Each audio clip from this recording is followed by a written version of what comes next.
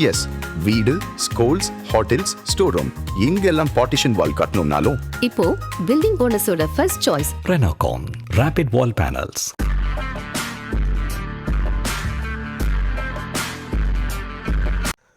வணக்கம் ஜெயஹிந்த். இன்றைக்கி நம்ம சேனலில் ஒரு மிக முக்கியமான ஜியோ பொலிட்டிக்கல் அப்டேட் பார்க்க போகிறோம். ஜியோ பொலிட்டிக்ஸ் அப்படின்னாலே முதல்ல வர நாடு அப்படின்றது அமெரிக்கா. ஒரு சேயிங் இருக்குது இங்கிலீஷில், when America sneezes the world catches cold அப்படின்ட்டு. ஸோ அமெரிக்கா தும்முனா உலகத்துக்கு சளி பிடிக்கும் அப்படின்ட்டு. ஏன்னா அந்த நாட்டில் இருக்கக்கூடிய, அந்த நாடு செய்யக்கூடிய ஒரு நடவடிக்கையும் நேரடியாக எல்லா நாடுகளையும் பாதிக்கும், எல்லா தனி மனிதர்களையும் பாதிக்கும். இப்போது 2025 அமெரிக்கா தங்களுடைய நேஷ்னல் செக்யூரிட்டி ஸ்ட்ராட்டஜி, தங்களுடைய தேச பாதுகாப்புக்கான ஸ்ட்ராட்டஜியை வெளியிட்டிருக்காங்க.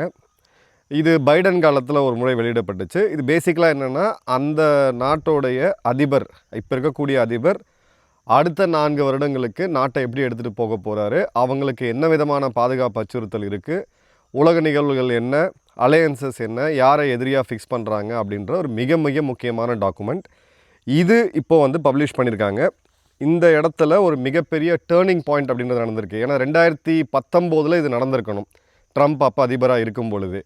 பட் கோவிட் வந்த பிறகு உலகம் அப்படின்றது கோவிடுக்கு பிறகு உக்ரைன் ரஷ்யா போர், அதுக்கு கூடவே பார்த்திங்க அப்படின்னா ஈரான் இஸ்ரேல் பிரச்சனைன்னு சொல்லி நிறையா டைவர்ட் ஆகி போச்சு. ஸோ பைடனுடைய ஏராவில், அவருடைய அந்த சகாப்தத்தில் பார்த்திங்க அப்படின்னா ரஷ்யாவை ஒரு பிரதான எதிரியாக அமெரிக்கா ஃபிக்ஸ் பண்ணாங்க. அதற்கான நிகழ்வு தான் நம்ம உக்ரைன் ரஷ்யா போரில் பார்த்தோம்.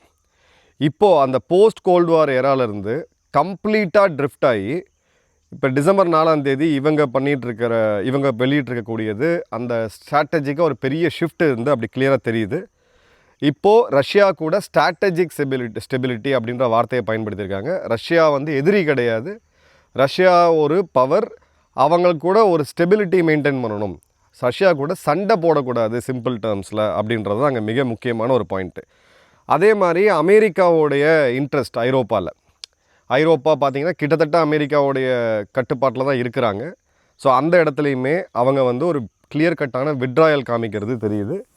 இப்போது அவங்க யாரை எதிரியாக ஃபிக்ஸ் பண்ணுறாங்க அப்படின்னா தெளிவாக சீனாவை ஃபிக்ஸ் பண்ணுறாங்க. ஏன்னா அந்த நம்பர் 1 நம்பர் 2க்கு இடையில் இருக்கக்கூடிய தூரம் அப்படின்றது ரொம்ப ரொம்ப கம்மியாக இருக்குது அப்படின்றத நம்ம லோவி இன்ஸ்டியூட் ஆஃப் ரிசர்ச்சோடைய அந்த ரிப்போர்ட்லேயே நம்ம பார்த்தோம். வெறும் பாதுகாப்பு துறையில் மட்டும் கிடையாது, எக்கனாமி, கிரிட்டிக்கல் டெக்னாலஜிஸ், அதாவது இன்றைக்கி 1970களில் உலகத்தோடைய 50 மிக முக்கியமான தொழில்நுட்பங்களில் கிட்டத்தட்ட 40-46 பார்த்திங்கன்னா அமெரிக்கா கிட்டே இருந்துச்சு.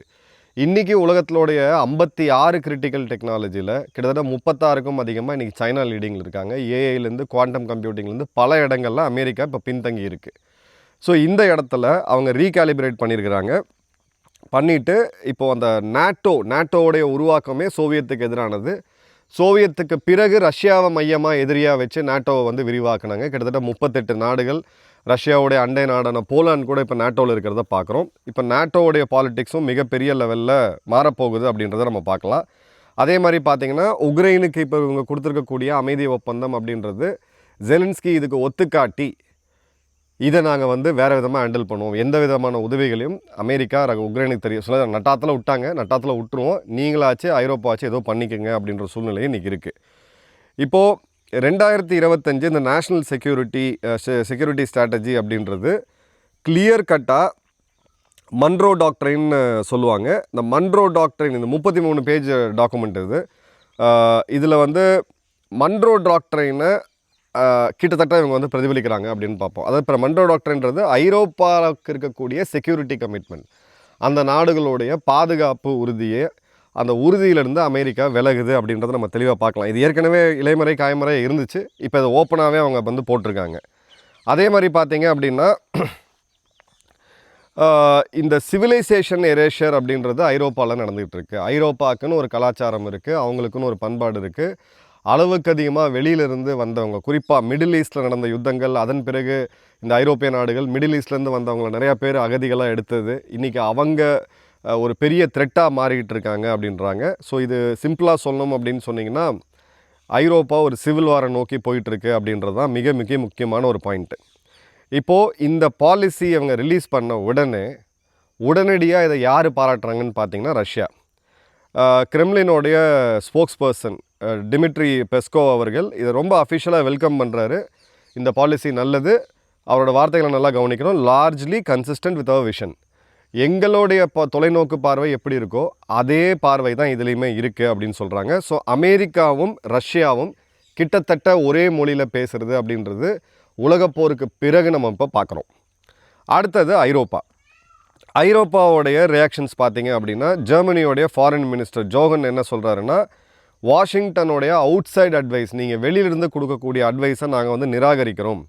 ஜெர்மனி வந்து ஒரு ஜனநாயக நாடு, இங்கே பேச்சுரிமை அப்படின்றது ரொம்ப ரொம்ப முக்கியம். அமெரிக்கா மாதிரியான இது கிடையாது. நீங்கள் கூட்டாளி தான், நாங்கள் வந்து உங்களுக்கு மிக முக்கியமான கூட்டாளி, நீங்கள் எங்களுக்கு ஒரு பெரிய கூட்டாளி தான். ஆனால் நீங்கள் இந்த சிவிலைசேஷனல் ரிட்டாரிக், அதாவது எங்களுடைய கலாச்சாரம் அழிஞ்சு போகுது அப்படின்னு சொல்கிறத நாங்கள் ஒத்துக்க முடியாது அப்படின்ட்டு. அதே மாதிரி ஸ்வீடனுடைய பிரைம் மினிஸ்டர் கார்ல் பில்ட் என்ன சொல்கிறாருன்னு பார்த்தீங்கன்னா, இந்த டாக்குமெண்ட் அப்படின்றது வலதுசாரிகள் மாதிரி இருக்குது, எக்ஸ்ட்ரீம் ரைட் விங் மாதிரி இருக்குது, இது ஒரு வெஸ்டர்ன் அலையன்ஸை உடச்சிரும், ஃப்ராக்சர் ஆக்கிரும் அப்படின்ற வார்த்தையை பயன்படுத்தியிருக்கிறாரு. ஸோ இப்போ இந்த இடத்துல நம்ம மிக முக்கியமாக பார்க்க வேண்டியது என்ன அப்படின்னா, அமெரிக்கா இப்போ என்ன பண்ண நினைக்கிறாங்க, அமெரிக்காவுடைய ப்ரையாரிட்டி என்ன. அதுக்கப்புறம் தான் நமக்கு வந்து இப்போது இந்தியாவை பற்றியான சில முக்கியமான அப்டேட்ஸ்லாம் அதில் வரும். இப்போது இந்த இடத்துல நம்ம பார்க்க வேண்டியது, இந்த பீஸ் டாக் அப்படின்றது கண்டினியூ ஆகிட்டு இருக்கு மியாமி போன்ற பல இடங்களில் உக்ரைன் ரஷ்யா போரில். ஆனால் இது முடிவுக்கு வர மாதிரி தெரியல. ட்ரம்ப்போடைய ஆஃபர் அப்படின்றது ஒரு 38 பாயிண்ட் எடுத்து கையில் கொடுத்துட்டு, இது வேணும்னா ஒத்துக்கோ, அமைதியாக முடிச்சுட்டு போயிடலாம், இல்லாட்டி உன் சண்டையை நீ பார்த்துக்கோ. அமெரிக்கா ஆயுதங்கள் கொடுக்காம, நிதி உதவி வழங்காமல் உக்ரைனால் இந்த போரை ஜெயிக்க முடியாது. இந்த போரில் சஸ்டெயினே பண்ண முடியாது, ஜெயிக்கிறது ரொம்ப தூரம். அதே மாதிரி ஐரோப்பிய நாடுகள் எல்லாமே, இன்றைக்கி இருக்கக்கூடிய அந்த 27 தலைவர்கள் எல்லாருமே அறிக்கை விட்டுட்டுருக்குறாங்க, பேசிகிட்டு இருக்காங்களே தவிர இவங்களுக்கு யுத்த காலத்தில் பெருமளவுக்கான உதவிகள் செய்யலை அப்படின்றது தான் நிதர்சனமான ஃபேக்ட். இப்போ ஐரோப்பாவை பற்றி 4 முக்கியமான பாயிண்ட்ஸ் பார்ப்போம். ஃபஸ்ட் அண்ட் ஃபார்மோஸ்ட், அந்த நாட்டில் இது ஒரு 6 மாதம் முன்னாடி நம்ம இந்த சர்வே வெளியிட்டிருந்தோம். அந்த சர்வே, பியூ சர்வே படி பார்த்தீங்கன்னா, are you willing to fight for your country during a war? உங்கள் நாடு யுத்தத்துக்கு போகும்பொழுது நீங்கள் உங்கள் நாட்டில் உங்கள் நாடோட யுத்தத்தில் பங்கேற்க தயாரா அப்படின்ற கேள்விக்கு கிட்டத்தட்ட 60-80% பேர் வந்து இல்லை அப்படின்ற இதை வந்து சொல்கிறாங்க. 75 வருடம் ஒரு கிளியர் கட்டான அமைதி. உற்பத்தி துறையில் அவங்க பின்தங்கிட்டாங்க, ஏன்னா அந்த மேனுஃபேக்சரிங்லாம் சைனாட்ட கொடுத்துட்டாங்க. தொழில்நுட்பம் மட்டும் நம்ம பார்த்துக்கலாம், வாரத்துக்கு 4 நாள் வேலை செஞ்சால் போதும். லைஃப் அப்படின்றத ஹாப்பினஸ் இண்டெக்ஸ்ன்னு சொல்லி வாழ்க்கையோடைய முக்கியமாக நம்ம மனிதன் என்ஜாய் பண்ணக்கூடிய அந்த சோஷியல் பேராமீட்டர்ஸை முக்கியமாக வச்சுருக்காங்க. அவங்களோட தலைமுறை அப்படின்றது யுத்தத்தை பார்த்து கிட்டத்தட்ட 80 வருடங்கள் ஆயிடுச்சு. யுத்தத்தை அவங்க பார்க்கல.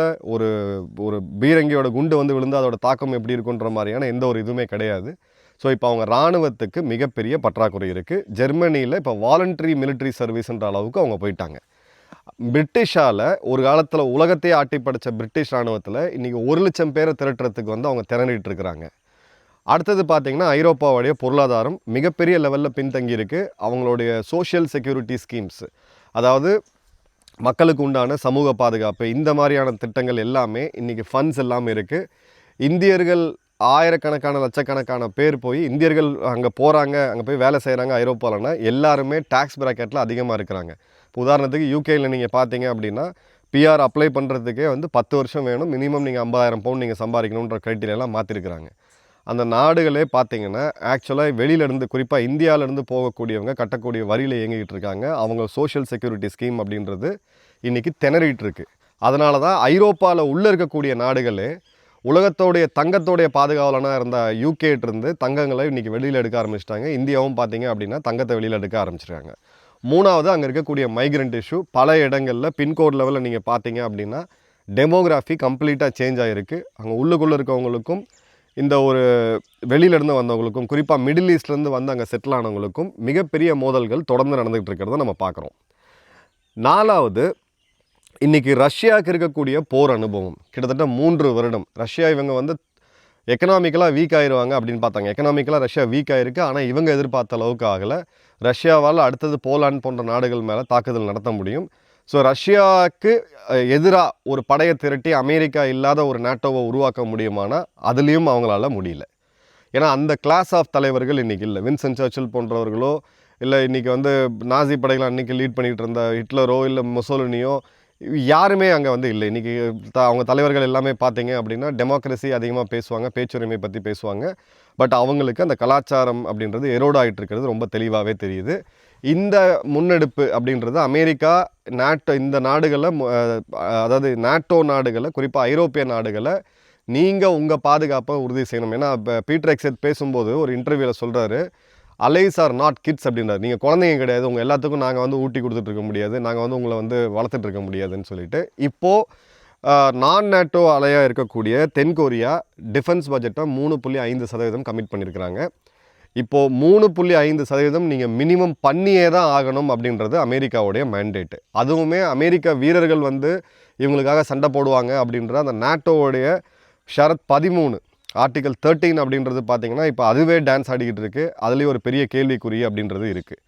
ஸோ இப்போது ஐரோப்பாவோட நிலைமை என்ன அப்படின்றத பார்த்தோம். இப்போது நம்ம இண்டோ பசிபிக் வரும். ஏன்னா சைனா தான் எதிரியாக அவங்க ஃபிக்ஸ் பண்ணுறாங்க அப்படின்ற போது இண்டோ பசிபிக்கில் தான் இந்த ஒரு அடுத்த ஒரு 30-50 வருட காலம் அரசியல் ஜியோ பாலிட்டிக்ஸ்ன்றது இங்கே தான் இருக்கும். இங்கே தான் பவர் ஸ்ட்ரகிள் இருக்கும். ஏற்கனவே நம்ம நிறைய இடத்துல பார்த்தோம். இன்றைக்கி அமெரிக்கா ஆதரவு பெற்றிருக்கக்கூடிய தாய்லாந்து, அதே மாதிரி பார்த்திங்க அப்படின்னா கம்போடியா, சைனா ஆதரவு பெற்றிருக்கக்கூடிய கம்போடியா, இவங்க எல்லாமே இன்றைக்கி மோதுறதை நம்ம பார்க்குறோம். இந்தியா பாகிஸ்தானோட மோதல் நம்ம பார்த்தோம். பங்களாதேஷ் இன்றைக்கி புது எதிரியாக இந்தியாவுக்கு கிளம்பியிருக்கிறத நம்ம பார்க்குறோம். மியான்மரில் யுத்தங்கள் நடக்கிறத பார்க்குறோம். இந்தோனேஷியா, ஃபிலிப்பைன்ஸில் கலவரங்கள் நடந்ததை பார்த்தோம். ஸோ எல்லாமே குளோபல் பாலிட்டிக்ஸ் இங்கே ஷிஃப்ட் ஆகுது. இப்போ அமெரிக்காவுடைய பார்வை என்ன அப்படின்னா 3 முக்கியமான விஷயங்கள். ஆனால் இதை பொறுத்து தான் இந்தியாவுடைய செக்யூரிட்டி பாலிசியில் நிறையா மாற்றங்கள் ஏற்படும். ஃபஸ்ட் அண்ட் ஃபார்மோஸ்ட்டு சைனாவை அவங்க ஒரு மிகப்பெரிய எதிரியாக ஃபிக்ஸ் பண்ணுறாங்க. சைனா ஒரு அசுரபாலத்தோட ஒரு இராணுவத்தை உருவாக்கிக்கிட்டு இருக்காங்க. குறிப்பாக கடற்படையில் 230% கடற்படையில் அவங்க வந்து அமெரிக்காவை மிஞ்சி இருக்கிறாங்க. இதில் கப்பல் கட்டமைப்பில் ஒரு புது கப்பலை உருவாக்குறதுல சைனா வந்து பார்த்திங்கன்னா வருஷத்துக்கு கிட்டத்தட்ட ஒரு 15 கப்பல்கள் உருவாக்குறாங்க. அமெரிக்காவால் இன்றைக்கி இருக்கக்கூடிய நிலைமையில் 2 கூட உருவாக்க முடியாது. ஸோ ஒரு பெரிய ஷிஃப்ட் வந்து இங்கே நடந்துகிட்டு இருக்குது. பீட்டர் எக்ஸெட் சொல்கிறாரு, இனிமேல் நம்ம இப்படி தூங்கிக்கிட்டு இருந்தோம், பென்டகன் ப்ரொக்யூர்மெண்ட் பாலிசி எல்லாத்தையுமே மாற்றணும், இது வந்து ஒரு டிங்கரிங் வேலை கிடையாது, ஒரு சிறு மாற்றம் கிடையாது, கம்ப்ளீட்டாக இந்த யுத்தத்துக்கு தேவையான அந்த மிஷினரி சப்ளை பண்ணக்கூடிய மெக்கானிசத்தையே நாங்கள் கம்ப்ளீட்டாக மாற்ற போகிறோம் அப்படின்னு சொல்லியிருக்காங்க. மீண்டும் அதை எலான் மஸ்கை கொண்டு வரதுக்கான வாய்ப்புகள் அதிகமாக இருக்குது. ஏன்னா அந்த லெகசி இன்ஸ்டிடியூஷன்ஸ்னு சொல்லக்கூடிய லாக்ஹீட் மார்ட்டின், உங்கள் பாலிசி மேக்கர்ஸ், ஆர்ம் செல்லர்ஸ்லாம் பார்த்தீங்க அப்படின்னா பழைய இதில் இருக்காங்க. இன்றைக்கி யுத்தகலம் அப்படின்றது மாறி இருக்குது. அமெரிக்காவுக்கு இராணுவத்துக்கு மட்டுமே 20 லட்சம் ட்ரோன்கள் தேவை அப்படின்றது அவங்களோட எஸ்டிமேட்டு. கப்பல் கட்டமைப்பில் பின் தங்கிட்டாங்கன்றதை அவங்களே ஒத்துக்கிறாங்க. ஸோ வரக்கூடிய காலங்களில் தங்களுடைய கூட்டாளி நாடுகள், குவாடு போன்ற நாடுகள், இதில் இருக்கக்கூடிய நாடுகளுக்கு அமெரிக்கா ஒரு கடற்படை பலத்தை கொடுக்கணும் அப்படின்னா கூட அவங்களால முடியாது. ஏன்னா அவங்க தேவையை அவங்களால பூர்த்தி செய்ய முடியல. இனி மீண்டும் அமெரிக்கா ஸ்டீல் எடுத்துகிட்டு வந்து கட் பண்ணி ஒரு கப்பல் கட்டமைப்பை உருவாக்க முடியுமானா முடியாது. இங்கே தான் அவங்க குவாட் அப்படின்றத ரொம்ப இறுக்கி பிடிக்கணும் அப்படின்ற வார்த்தையும் பயன்படுத்தியிருக்காங்க. குவாடுன்றது ஒரு மிக முக்கியமான அலையன்ஸ் அமெரிக்காவுக்கு. குவாடை வந்து வலிமைப்படுத்தணும் அப்படின்னு சொல்லியிருக்காங்க. ஸோ குவாடை வலிமைப்படுத்தணும் அப்படின்ற போது அதில் மிக முக்கியமான நாடு இந்தியா. இந்தியாவில் கப்பல் கட்டமைப்பு அப்படின்றதான் இன்றைக்கி அமெரிக்காவுக்கு இருக்கக்கூடிய நியரஸ்ட் ஆப்ஷன். தாய்வானோ ஆஸ்திரேலியாவோ அங்கே இருக்கக்கூடிய லேபர் காஸ்ட்டோ வச்சு அதை பண்ண முடியாது, கட்டமைப்பு கிடையாது. இந்தியாவில் அந்த கட்டமைப்பு இப்போ சாலிடாக இருக்குது. 40 நாட்களுக்கு ஒரு முறை ஒரு கப்பலை தயாரிக்கக்கூடிய நிலைமையில் நம்ம இருக்கிறோம். இந்தியா வெளிநாட்டில் தயாரிச்சிட்டு இருந்த காலம்லாம் போயிடுச்சு. உக்ரைன் ரஷ்யாவில் தயாரிச்சிருந்ததெல்லாம் முடிச்சிட்டோம். கடைசியாக வந்து ஐஎன்எஸ் தமல் தான் நமக்கு வெளிநாட்டில் செய்யப்பட்ட கடைசி கப்பல். போர்க்கப்பல்லேருந்து இன்றைக்கி விமானம் தாங்கிய போர்க்கப்பல்கள்லேருந்து டெஸ்ட்ராயிலேருந்து எல்லாமே நம்ம இங்கே உருவாக்கிட்டு இருக்கோம். ஸோ அமெரிக்கா இந்த பாயிண்ட்டை இப்போ வந்து முன்னெடுக்கிறாங்க. அலையன்சஸில் குறிப்பாக குவாட் அலையன்ஸை வலிமைப்படுத்தணும். குவாட் அலையன்ஸை வலிமைப்படுத்தாமல் சைனாவை கட்டுப்படுத்த முடியாது அப்படின்ட்டு. அடுத்தது ஒரு ரிட்ரீட்டிங் பவர் எப்படி பேசுமோ, ஒரு நாளத்தில் நான் சாம்பியனாக இருந்தேன், ஆனால் ஒரு கிரிக்கெட்டர் ஏஜ் ஆகும்போது பார்த்தீங்க அப்படின்னா அந்த ரன் எடுக்கக்கூடிய வேகம்லாம் அப்படியே கம்மியாகி அவங்க அப்படியே ஸ்லோ ஆவாங்க. எக்ஸாக்ட்லி அதே மாதிரி இன்றைக்கி அமெரிக்கா தன்னுடைய டிக்ளைனை கிட்டத்தட்ட ஒத்துக்கிறாங்க. அந்த டாக்குமெண்ட்டில் என்ன சொல்கிறாங்கன்னா, அமெரிக்காவுடைய பாதுகாப்பு ஃபஸ்ட்டு. இப்போ அவங்க வந்து கூட்டாளிகள் அஃபென்சிவாக பேசலை, சைனாக்கு அகேன்ஸ்டாக அஃபென்சிவாக பேசலை, அமெரிக்காவை ஃபஸ்ட்டு தற்காக்கணும். அப்போ இவங்க சொன்னக்கூடிய அந்த கோல்டன் டோம், சீனாவோட ஏவுகணைகள் அவங்க இன்றைக்கி அந்த விக்ட்ரி பரேடில் டிஸ்பிளேயில் காமிச்சாங்க. கிட்டத்தட்ட 16,000 கிலோமீட்டர் போகக்கூடிய ஏவுகணைகள். ரஷ்யாவோடைய ஏவுகணைகள் நம்ம பார்த்தோம். ஸோ தன்னை ஃபஸ்ட்டு பாதுகாக்கணும் அப்படின்றது ஃபஸ்ட் பாயிண்ட்டு. ரெண்டாவது மிக முக்கியமாக நம்ம எடுக்க வேண்டியது அவங்க சொல்கிறது வெஸ்டர்ன் ஹெமிஸ்பியர் நம்ம பாதுகாக்கணும் அப்படின்ட்டு. ஸோ கிளியர் கட்டாக ஈஸ்டர்ன் ஹெமிஸ்பியர், அதாவது இந்தியாவுக்கு இந்த பக்கம் இருக்கக்கூடிய நாடுகளில் அவங்களுக்கு பெரிய அளவுக்கு ஆளுமையாக இந்த இடத்த நம்ம டாமினேட் பண்ணணுமா அப்படின்னா அது அவங்களுடைய இரண்டாவது ப்ரையாரிட்டி. முதல் ப்ரையாரிட்டி ஐரோப்பா மற்றும் அதாவது அட்லாண்டிக் பசிபிக்னு சொல்லக்கூடிய இந்த பகுதிகளை நம்ம செக்யூர் பண்ணணும். அதுதான் நம்மளுடைய ஃபஸ்ட்டு ப்ரையாரிட்டி. அப்போ இப்போ இருக்கக்கூடிய நம்மளுடைய ஆயுதம் தயாரிக்கக்கூடிய வேகம், இது இருக்கக்கூடிய ப்ரொக்யூர்மெண்ட் ப்ராசஸ் எல்லாம் பத்தாது. எப்படி இந்திய இராணுவம் இந்த வருஷத்தை இவர் ராஜ்நாத் சிங்கில் அறிவித்தாரோ இயர் ஆஃப் டிரான்ஸ்ஃபர்மேஷன் அப்படின்னு சொல்லிட்டு அதே வார்த்தையை அவங்க பயன்படுத்தியிருக்கிறாங்க. ஸோ இப்போ இதில் க்ரக்ஸில் நம்ம என்னென்னு பார்த்தோம்னா, இந்தியாவுக்கு சில முக்கியமான பாதுகாப்பு தொழில்நுட்பங்களை அமெரிக்கா தந்தாக வேண்டிய கட்டாயம் இருக்குது. இல்லாட்டி சைனாவை கட்டுப்படுத்த முடியாது. இந்தியாவை இனிமேல் டாக்டிக்கலாக அவங்க ஹேண்டில் பண்ண போகிறாங்களா? இந்த ட்ரேடு டாரிஃபு இந்த பாகிஸ்தானை வச்சு உறுத்திக்கிட்டு இருக்கிறது இப்படி பண்ண போகிறாங்களா? இல்லை தங்களை தற்காத்துக்கணும், தங்களை எதிரிட்டு இருந்தபோது அதை எதிரியை வீழ்த்துறதுக்கு இந்தியாவை வலிமைப்படுத்த போகிறாங்களா? செகண்ட் முக்கியமான கேள்வி. மூணாவது, இந்தியாவுக்கு இருக்கக்கூடிய கிரிட்டிக்கல் தொழில்நுட்பங்கள் மற்றும் கப்பல் கட்டமைப்பு. இப்போ ஏற்கனவே அந்த அக்ரிமெண்ட் அமெரிக்கா போட்டிருக்காங்க. இதில் அமெரிக்காவுக்கு செகண்ட் சாய்ஸே கிடையாது. நாலாவது, இந்திய மேனுஃபேக்சரிங், இராணுவ தளவாடங்கள் உற்பத்தி அப்படின்றத அமெரிக்காவில் பண்ண முடியாது. 1 மணி நேரம் மினிமம் லேபர் எடுத்தீங்க அப்படின்னா $23 கிட்ட $27 இருக்குது. அந்த காஸ்ட்டில் உங்களால் எஃபெக்டிவாக பண்ண முடியாது.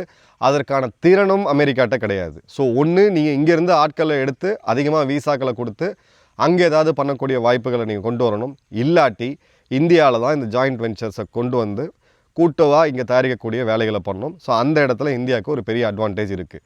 இப்போது இந்த ட்ரேடு டாக்ஸில் அப்படியே கோல்ட் ஸ்டோரி நிறைய பேர் கேட்டிருந்தீங்க, ஸ்டாக் மார்க்கெட்டில் இன்வெஸ்ட் பண்ணுறீங்க, தயவுசெய்து நான் எடுத்துக்கங்க. ஜியோ பொலிட்டிக்கல் அப்டேட் இல்லாமல் நீங்கள் ஸ்டாக் மார்க்கெட் பண்ண முடியாது. பட் நான் கிளியர் கட்டாக சொல்கிறேன், இந்த தேதியில் இப்போது நீங்கள் ஒப்பந்தம் வந்துடும். நிறைய பேர் மெயில் அனுப்பிச்சிருக்கீங்க, எப்போ வரும்னு தேதி சொன்னீங்கன்னா நாங்கள் அதுக்கு தகுந்த மாதிரி ஸ்டாக் மார்க்கெட்டில் நான் கிடையாது, என்கிட்ட எந்த ஷேர்ஸும் கிடையாது. பட் நான் சொல்ல வர விஷயம், கேம்பிள் பண்ணாதீங்க. இதெல்லாம் ரொம்ப ஒரு இடத்துல ரிஸ்க்காக கொண்டு போய் முடிஞ்சிடும். என்னோடய பர்சனல் அட்வைஸ் இது. ஸோ இப்போ அந்த ஒப்பந்தத்துக்கு அவங்களுடைய பெஸ்ட்டு பெட்டை இந்தியாவுக்கு அமைச்சிருக்காங்க. இந்த இடத்துல எங்கேயாவது மூவ் பண்ணணும் அப்படின்னு சொல்லிட்டு 25லேருந்து 2029 இப்போ 26 நம்ம துவங்கிட்டோம். கிளியர் கட்டாக ஒரு ஆன்டி சைனா நடவடிக்கைகளில் சைனாவை எப்படிலாம் கார்னர் பண்ணணும் அப்படின்றதுல அமெரிக்காவுடைய முன்னெடுப்பு இருக்கும். இதுதான் அவங்களுடைய பாலிசி டாக்குமெண்ட் ஸ்ட்ராட்டஜி சொல்கிறது. இப்போ இதில் ட்ரம்ப் எங்கே பல்ட்டி அடிக்கிறாரு, டிரான்சாக்ஷன்லாம் போகிறாரா அப்படின்றத காலம்தான் பதில் சொல்லணும். பட் இவங்களுடைய ஃபோக்கஸ் கடைசியாக முழிச்சுக்கிட்டு இப்போ தெளிவாக இண்டோ பசிபிக்கில் வந்திருக்கு. இந்தியா தன்னுடைய தன்னிறைவு, இந்தியாவுடைய டாப் மோஸ்ட் இன்றைக்கி இருக்கக்கூடிய priority national mission, Swachh Bharat national mission, Jal Jeevan national mission, எல்லாருக்கும் தண்ணி, அப்புறம் பார்த்திங்கன்னா எல்லாருக்கும் வீடு, இதெல்லாம் அடிப்படையாக நம்ம பார்த்தா கூட நம்மளுடைய பாதுகாப்பு துறையில் நம்மளுடைய போர் விமானங்கள், நம்மளுடைய இண்டிஜினைசேஷன், நம்மளுடைய சுயசார்புன்னு சொல்லக்கூடிய செல்ஃப் ரிலையன்ஸ், இந்த 3ல் இந்தியா ஃபோக்கஸ் பண்ணியே ஆகணும். இதில் இருக்கக்கூடிய இடைபாடுகள், அதாவது நம்மளுடைய பியூரோக்ராட்டிக் சிஸ்டம், இந்த ரெட் டேப்பிசம்னு நம்ம சொல்லுவோம், ஃபைலாக ஒரு இடமா சுத்த விடுறது, இது அடிப்படையாக மாறணும். இது மாறுச்சுன்னா நாம் அந்த இடத்துல ரீச் ஆகும். அமெரிக்காவுடைய தொழில்நுட்பம் நிச்சயமாக இந்தியாவுக்கு தேவை, அந்த இடத்துல நம்ம சார்ந்திருக்கணும். பட் அமெரிக்காவை நம்பி இந்தியா இருக்கக்கூடாது. சைனா ஒரு மிகப்பெரிய த்ரெட்டாக இன்றைக்கி அமெரிக்கா ரெகனைஸ் பண்ணும்போது நாம் சைனாவோடு இருக்கக்கூடிய கேப்பை வெகு வேகமாக க்ளோஸ் பண்ண வேண்டிய கட்டாயம் இந்தியாட்ட இருக்குது. இன்னொரு வீடியோவில் டீட்டெயிலாக பார்ப்போம். நன்றி, வணக்கம், ஜெயஹிந்த்.